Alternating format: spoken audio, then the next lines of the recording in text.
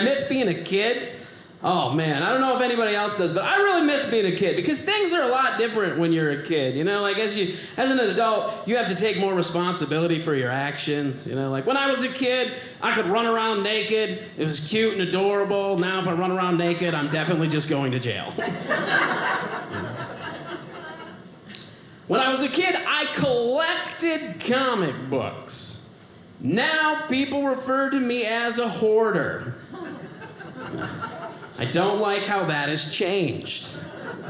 And I really loved holidays as a kid, you know, Halloween, especially Halloween and Easter, two of my favorite holidays. Obviously, because candy's involved in both of them. And I definitely look like I like candy. Yeah, and as a kid, I would wait for the Easter Bunny to come bring me a basket full of candy. Now, I play the Easter Bunny at a mall. That was a big change. That was a big change. But let me tell you, playing the Easter Bunny was a great job. It really was. Because kids treat the Easter Bunny like a celebrity. Because when he comes rolling into the mall, they see this magical creature that's going to hide Easter eggs and candy. They don't see what he really is. Just an overweight, out-of-work stand-up comic trying to raise money for booze or drink to forget how he got into the mall in a bunny suit. Yeah, that's magical.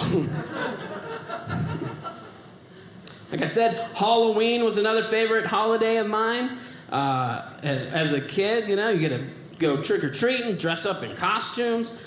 And I think it was funny because my parents always said, don't take candy from strangers. And then one day a year, they dressed me in a disguise to go take candy from strangers. But it's still my favorite holiday.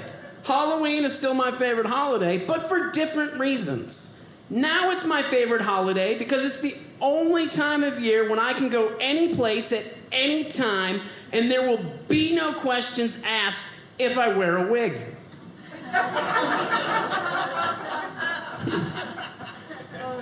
Right? Like any other time of the year, if I show up wearing a wig, there's gonna be questions asked. Because you can't be a bald person that just randomly shows up anytime wearing a wig, you know? People are gonna be like, whoa, what happened with Dan? What's going on here with that, you know? And you have to make that decision as soon as you start balding. You have to make the decision to commit to implants or a toupee or let it go. Yeah? Obviously, I chose to let it go, though I didn't get a lot of time to make the decision because it happened really fast. Yeah, one day I woke up, my receding hairline had just turned into my neckline.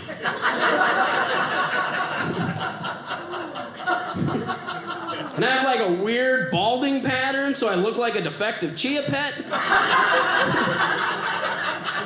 I'm just all forehead now. In my 20s, I could actually grow hair on my head. I couldn't grow it on my face. And then it just like did a 180. It was like all the hair on my head just fell out and magically attached itself to my face. But I understand what's happening. It's nature maintaining balance. Because what doesn't grow on the top of my head anymore grows everywhere else in my body now. Except for one area of my body hair doesn't grow. It's really weird. From my knees to my ankles, super, super smooth. So smooth, it looks like I shaved my legs.